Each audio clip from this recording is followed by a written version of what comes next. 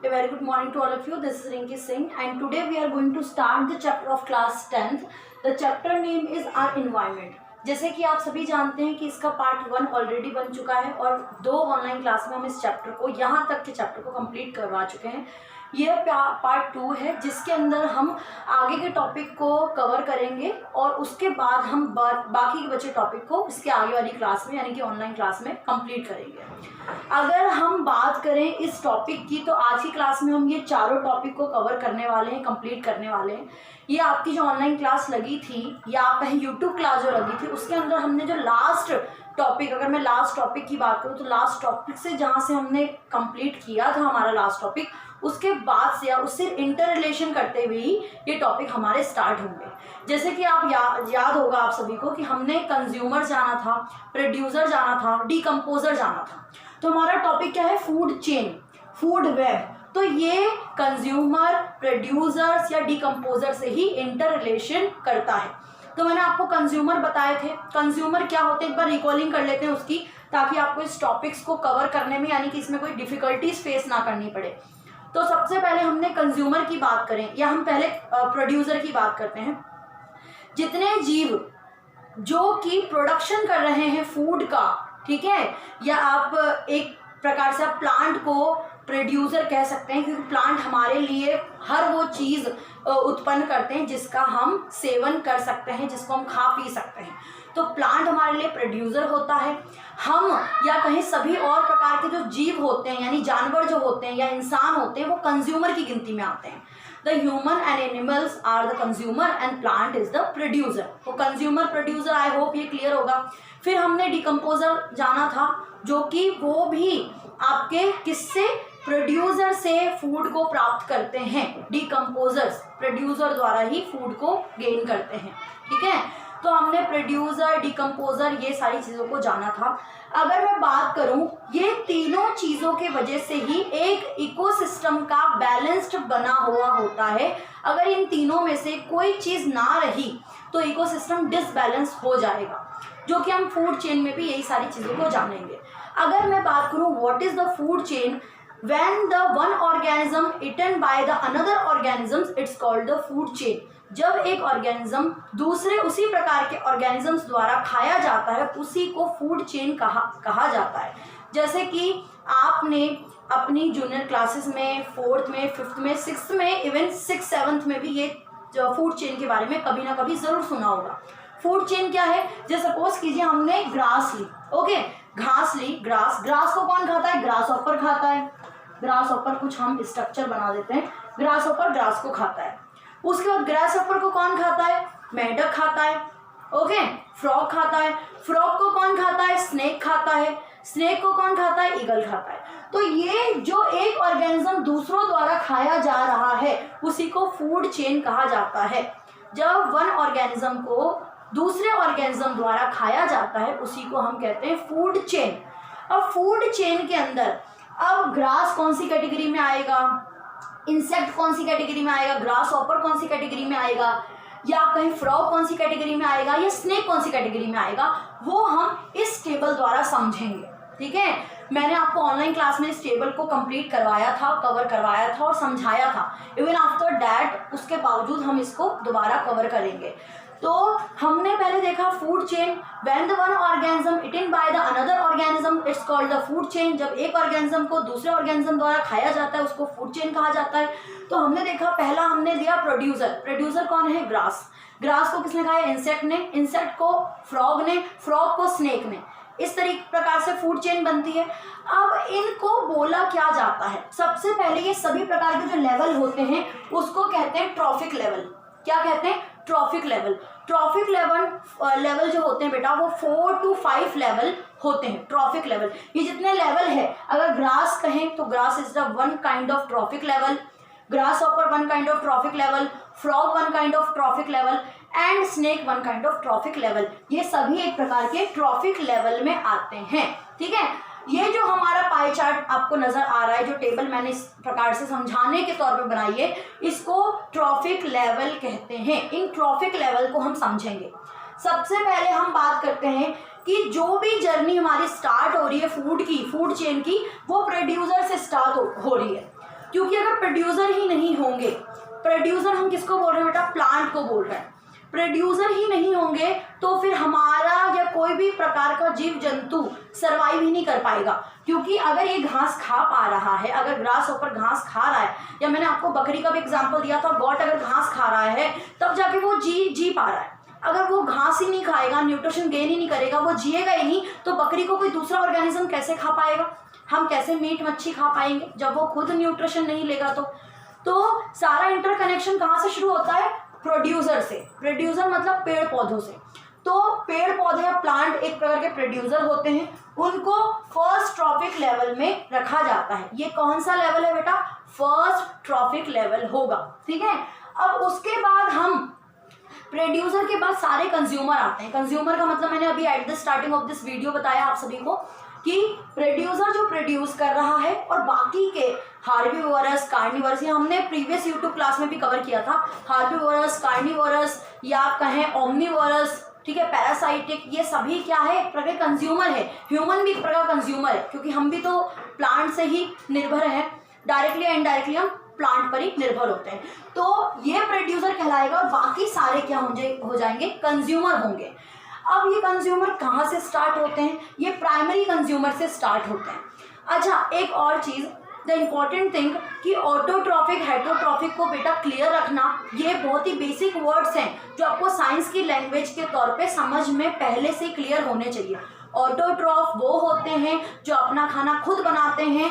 तो यहाँ पर अगर हम प्रोड्यूसर की बात करें तो प्रोड्यूसर एक प्रकार के ऑटोट्रॉफ कहलाते हैं, वो अपना खाना स्वयं बनाते हैं। बाकी के जितने कंज्यूमर्स होते हैं वो दूसरों पर निर्भर रहते हैं, ठीक है, अपने खाने के लिए। तो ये सारे क्या है, हेटरोट्रॉफ्स हैं, okay, they all are the heterotrophic, ठीक है, हेटरोट्रॉफ्स कहलाते हैं। अब हमारा प्रोड्यूसर क्या हो गया, प्लांट फर्स्ट ट्रॉफिक लेवल में आएगा। अब हम कंज्यूमर पे आते हैं। कंज्यूमर 3-4 प्रकार से कंज्यूमर को डिफाइन किया गया है। तो सबसे पहले जो हार्बीवोरस वाली संख्या होती है, हार्बीवोरस जो होते हैं वो आपके प्राइमरी कंज्यूमर कहलाते हैं। हार्बीवोरस कौन से कंज्यूमर होते हैं, प्राइमरी कंज्यूमर। और ये कौन से लेवल पे आ जाएगा, सेकेंड ट्रॉफिक लेवल पे आ जाएगा। प्लांट फर्स्ट ट्रॉफिक लेवल पे आएंगे और आपके हार्बीवोरस जो शाकाहारी होते हैं वो आपके किस पे आ जाएंगे, प्राइमरी कंज्यूमर में, पहला कंज्यूमर कहलाते हैं वो, ठीक है। डायरेक्ट वो फीड करते हैं प्रोड्यूसर से और वो सेकेंड ट्रॉफिक लेवल पे आ जाएंगे। अब हम बात करें स्मॉल कार्निवोर्स जो होते हैं, छोटे कार्निवोर्स जो होते हैं, ठीक है, वो आपके सेकेंडरी कंज्यूमर में आते हैं। किसमें आते हैं, सेकेंडरी कंज्यूमर में। और ये कौन से लेवल पे होंगे, थर्ड ट्रॉफिक लेवल पर होंगे। पहला trophic level producer, second trophic level herbivores, third trophic level आपका क्या हो जाएगा, कार्निवोरस, स्मॉल कार्निवोरस, ठीक है, small carnivorous third trophic level होगा। और सेकेंडरी कंज्यूमर होंगे, पहला कंज्यूमर हार्बीवोरस, दूसरा कंज्यूमर आपके स्मॉल कार्निवोरस। अब लार्जर कार्निवोरस जो बड़े कार्निवोरस होते हैं, जैसे शेर हो गए, ये बड़े कार्निवोरस जो होते हैं वो आते हैं फोर्थ ट्रॉफिक लेवल पे, जिसको आप टेरिटरी कंज्यूमर कहते हैं, ठीक है। ये तो प्रोड्यूस कर रहा है, बाकी के कंज्यूमर है। तो जो हार्बीवोरस होगा वो primary consumer, small carnivorous secondary consumer, और थर्ड कार्निवोरस यानी कि लार्जर कार्निवोरस को बोलेंगे टेरिटरी कंज्यूमर। यहाँ पे 3 कंज्यूमर होंगे और लेवल इसके 4 बन चुके हैं, first level, second level, third level और फोर्थ लेवल। इसको अगर पिरामिड में आप डिफाइन करना चाहें तो पिरामिड में कैसे डिफाइन कर लोगे, सबसे पहले आएगा प्रोड्यूसर जिससे हम खाना ले रहे हैं, first is the producer, second is primary consumer, third is secondary consumer, fourth is territory consumer. जैसे कि यहाँ को आप ले सकते हो, producer, primary consumer, secondary consumer, territory consumer. ये आपकी फूड चेन इस प्रकार से बन रही है, फूड चेन इस तरीके से बनती है आपकी। तो मैंने आपको फूड चेन बता दिया। अब बात करें फूड वेब क्या होता है। फूड चेन क्या है बेटा, जब एक ऑर्गेनिज्म को किसी दूसरे ऑर्गेनिज्म द्वारा खाया जाता है उसको फूड चेन कहते हैं। अब फूड वेब क्या होता है, food web is the interconnection of the food chain, ठीक है। Food web is the interconnection of food chain. Food chain के इंटरकनेक्शन से फूड वेब बनता है। अभी हमने कहा घास को सिर्फ ग्रास हॉपर खाएगा, लेकिन जब एक ऑर्गेनिज्म सेवरल ऑर्गेनिज्म द्वारा खाया जा सकता है उसको फूड वेब कहते हैं।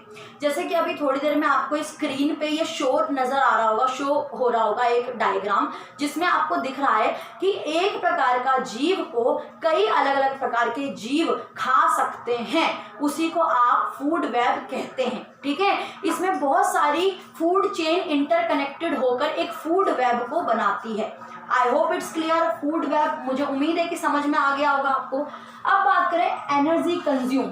अब कौन सा जीव, ठीक है, अब हम क्या पढ़ रहे हैं, एनर्जी कंज्यूम। अब कौन सा कंज्यूमर कितनी प्रकार की एनर्जी को कंज्यूम कर पाता है ये हम समझेंगे। तो सबसे पहले हम कहाँ से शुरू करेंगे, प्रोड्यूसर से, क्योंकि हमारा खाना पीना प्रोड्यूसर पर ही निर्भर है। प्रोड्यूसर क्या है, one kind of plant is the producer. Plant हमारे लिए प्रोड्यूसर होते हैं। अब हम बात करें कि जो प्लांट है, प्रोड्यूसर जो है वो खाना कैसे बनाते हैं। आपने अक्सर जो है आपकी जितनी भी क्लासेस रही है, प्रीवियस जितनी क्लास रही है, फोटोसिंथेसिस प्रोसेस तो आपने कई बार पढ़ा है। तो सूरज की रोशनी का इस्तेमाल करके, कार्बन डाइऑक्साइड का इस्तेमाल करके, वाटर का इस्तेमाल करके एक जो प्लांट है वो अपना खाना प्रोड्यूस करता है, वो एनर्जी को प्रोड्यूस करता है। ठीक है, बाकी की एनर्जी तो उसकी वेस्ट हो जाती है। वेस्ट दैट मीन्स, जैसे हम ह्यूमन बीइंग का एग्जांपल ले, तो अगर मैं बात करूं, अभी मैं आपको पढ़ा रही हूँ तो इसमें मेरी एनर्जी लग रही है, मैं कोई काम करूंगी उसमें मेरी एनर्जी लगेगी। जो मैंने खाना खाया, मैं गतिविधि जब करती जाऊंगी उसमें मेरी एनर्जी वेस्ट होती जाएगी, लगती जाएगी। वैसे ही एक प्रोड्यूसर अपनी एक एनर्जी पहले खाने बनाने के दौरान या खाना खाने के दौरान प्रोड्यूस कर एनर्जी बनाता है उसका। अब एक सवाल आता है कि यहाँ पर सिर्फ 4 टेरिटरी क्यों है, 5, 6, 7, 8 टेरिटरी क्यों नहीं है? क्योंकि यहाँ तक पहुँचते पहुँचते एनर्जी लेवल बहुत कम हो जाता है। इसका मतलब क्या है, देखो, टू बी वेरी क्लियर, जब ये अपना खाना बनाएगा और इसको सपोज कीजिए, इसमें हमने क्या ले लिया, घास फूस ले लिया, हमने एक प्लांट ले लिया। जब प्लांट को कंज्यूमर खाएगा, हार्बीवोरस खाएगा, हार्बीवोरस में आपने गॉट ले लिया। ठीक है, कोई भी जीव है जब इसको खाएगा तो इसकी 10% एनर्जी ही इसमें जाएगी, 10% एनर्जी ही जाएगी। देखो बेटा, हर एक को डिनोट करने का एक सिंबल होता है। किलोग्राम, जैसे आपको वेट को डिनोट करना है तो केजी होता है। ठीक है, अगर लेंथ को करना है तो मीटर, सेंटीमीटर होता है, किलोमीटर होता है। वैसे ही एनर्जी को डिनोट करने के लिए जूल होता है। ठीक है, तो एनर्जी को हम क्या लेते हैं, जूल लिखते हैं। तो जो भी ये प्रोड्यूस कर रहा है, जितनी भी एनर्जी प्रोड्यूस कर रहा है, अगर इसको कोई भी जीव खाता है उसके अंदर इसकी सिर्फ 10% एनर्जी ही जाती है। ठीक है, बाकी एनर्जी वेस्ट हो जाती है ड्यूरिंग एक्टिविटी, फोटोसिंथेसिस करने में या प्रक्रिया करने में, वो एनर्जी बाकी की वेस्ट हो जाती है। 10% एनर्जी ही इसके पास जाएगी। ठीक है, अब देखिए, अगर हम बात करें कि इसकी 10% एनर्जी, तो आप कैसे लिख सकते हो, देखो बच्चा, ये अगर हम इसकी 10% एनर्जी अगर लें, इसको कट करें, तो आपकी 10% एनर्जी अगर जाएगी, तो पहले तो आप इसको 10% एनर्जी को मान लें कि 10% एनर्जी जाएगी। अब इसमें से 10% में से जो दूसरा जीव होगा, इसको अगर कोई जीव खाएगा तो उसकी भी उससे 10% एनर्जी जाएगी। इसका मतलब 10% को अगर हम डिनोट करें तो क्या हो जाएगा, 1। इससे भी अगर कम ले, जैसे कि इससे अब क्या होगा, इसकी एनर्जी में से जो 10% एनर्जी गई है, इसको कोई दूसरा जीव खाएगा तो उसके पास भी उसकी 10% जाएगी। यानी 10% घट के पहले 1% हो जाएगी, इसके पास कितनी जाएगी, 1%। 1% को भी अगर हम करेंगे, अगर मैं यहाँ पे करूँ कि 1% जूल का भी अगर हम करते हैं तो 1 मल्टीप्लाई में 10, ये आपका कटेगा, एंड देन आपका 110, यानी आप बोल सकते हो 0.1% एनर्जी दूसरे वाले के पास जाएगी। अब दूसरे वाले के पास भी नेक्स्ट के लेवल में उसका 10% जाएगा। इसका मतलब 0.1 को अगर हम करेंगे 10 से, तो ये आपका कट हो जाएगा, एंड देन ये 10 से 1 कट हो गया, देन 0.1 मल्टीप्लाई बाय 0.1 क्या हो जाएगा बच्चा, आपका 0.01। तो इसके पास कितनी जाएगी, 0.01% एनर्जी आएगी। आपको समझना इतना है कि जितना आगे बढ़ते जाएगा उसकी 10% एनर्जी उससे कम, फिर उसकी 10% एनर्जी उससे कम, फिर उसकी 10% एनर्जी उससे कम, यानी कि यहाँ तक पहुँचते पहुँचते बहुत लेस अमाउंट में जूल यानी एनर्जी बचती है। ठीक है, टू बी वेरी क्लियर, इसकी 10% एनर्जी इसकी इसमें जाएगी, फिर इसकी 10% निकाले तो 1% इसमें जाएगी, फिर 1% का भी 10% निकाले तो 0.1% जाएगी, और उसका भी 10% अगर निकाले तो 0.01% यहाँ तक पहुँचेगी। तो यहाँ तक पहुँचते पहुँचते जब एक जीव दूसरे को खाता है, दूसरा तीसरे को खाता है, तीसरा चौथे को खाता है, जब नीचे तक पहुँचते पहुँचते उसकी एनर्जी लेवल जो हो जाता है बहुत ही लेस हो जाता है। ठीक है, to be very clear, I hope ये क्लियर होगा। अगर कोई डाउट होता है तो हम ऑनलाइन क्लास में इसको कंप्लीट कर लेंगे।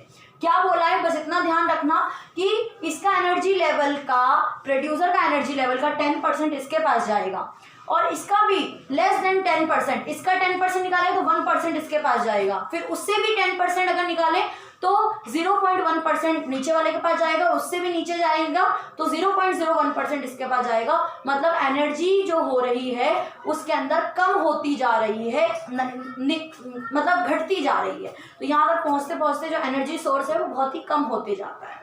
तो ये आपका एनर्जी कंज्यूम की हमने बात कर ली। अब हम बात करें बायोलॉजिकल मैग्निफिकेशन। ये जितना भी मैंने स्टफ किया इसको थोड़ा सा क्लीन कर देती हूँ, आई होप ये आपको क्लियर होगा।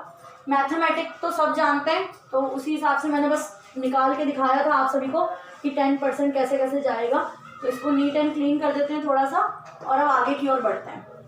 अब क्या है बेटा, बायोलॉजिकल मैग्निफिकेशन। बायोलॉजिकल मैग्निफिकेशन जो भी हमने अभी पढ़ा है बस उसका आपको अपोजिट करना है। अपोजिट ये करना है कि आप सभी जानते हो जब भी क्रॉप प्रोडक्शन होता है, फसल को उगाया जाता है, उस टाइम पैरासाइटिक का यूज़ किया जाता है, पैरासाइट्स वगैरह डाले जाते हैं उसके अंदर। ठीक है, सॉरी पेस्टिसाइड डाले जाते हैं, सॉरी बेटा, पेस्टिसाइड्स वगैरह डाले जाते हैं, कीटनाशक दवाइयाँ डाली जाती है जिसके द्वारा एक फसल को कीटनाशक यानी कि ऐसे माइक्रो ऑर्गेनिज्म द्वारा बचाया जाता है कि उसको वो हार्मफुल या जहरीला ना बना सके। अगर सपोज कीजिए कि ये सारी चीज़ें हम पेस्टिसाइड का इस्तेमाल ना करें और वो एक प्रकार का माइक्रो ऑर्गेनिज्म द्वारा, जहरीले कोई भी ऑर्गेनिज्म द्वारा, अगर वो प्रोड्यूसर क्या है, घास फूस एक प्रकार प्रोड्यूसर है, प्रोड्यूसर के अंदर जहर की, पॉइजन्स की मात्रा आ जाती है और इसका सेवन सेकेंडरी कंज्यूमर कर लेता है। ठीक है, फिर सेकेंडरी कंज्यूमर का सेवन, आप प्राइमरी कंज्यूमर का सेवन सेकेंडरी कंज्यूमर करेगा, सेकेंडरी का टेरिटरी कंज्यूमर करेगा। अगर ये ऐसे कंज्यूमर उसका इस्तेमाल करते जाएंगे तो इसकी जहर की मात्रा बढ़ती जाएगी। यहाँ क्या हो रहा था, एनर्जी की मात्रा घटती जा रही थी, बस उसका ही अपोजिट होगा। इसके अंदर अगर 10% की मात्रा में अगर जहर है तो आगे चल के वो उससे बढ़ते जाएगा। ठीक है, 10% अधिक होते जाएगा। इसमें उसी को बायोलॉजिकल मैग्निफिकेशन कहते हैं। बायोलॉजिकल मैग्निफिकेशन में ये बोला जा रहा है बेटा कि जो भी अगर प्रोड्यूसर या जो आपका प्रोड्यूसर होता है उसके अंदर जहर की मात्रा, पॉइजन किसी भी प्रकार से आ जाती है, ठीक है, और उसको कोई भी कंज्यूमर जो है, primary consumer, secondary consumer, territory consumer, कोई भी उसका सेवन कर लेता है तो उसमें वो जहर की मात्रा दुगनी होती जाएगी, बढ़ती जाएगी। एनर्जी कम होती जा रही थी और वो बढ़ती जाएगी। जैसे इसके अंदर जितना है उससे लेस देन, उससे ज़्यादा इसमें आ जाएगा, फिर उससे ज़्यादा इसमें आएगा, और जो टेरिटरी तक पहुंचेगा तो उसका जहर बहुत ज़्यादा फैल जाएगा। ठीक है, इसी को बायोलॉजिकल मैग्निफिकेशन कहा जाता है। इसके साथ आपका ये टॉपिक और ये जो चैप्टर का इतना टॉपिक कवर होता है, उसके बाद हम एयर पोल्यूशन यानी कि एसिड या कहें एक O3 के बारे में, ओजोन लेयर के बारे में जानेंगे, एनवायरनमेंट के बारे में और अधिक प्रकार से जानेंगे। आई होप यहाँ तक आपको क्लियर होगा। अगर कोई डाउट होता है तो यूट्यूब चैनल के कमेंट बॉक्स में बोलें या फिर हम ऑनलाइन क्लास में इस चीज़ को कवर करेंगे। I hope it's clear. If you like this video so like, subscribe and share.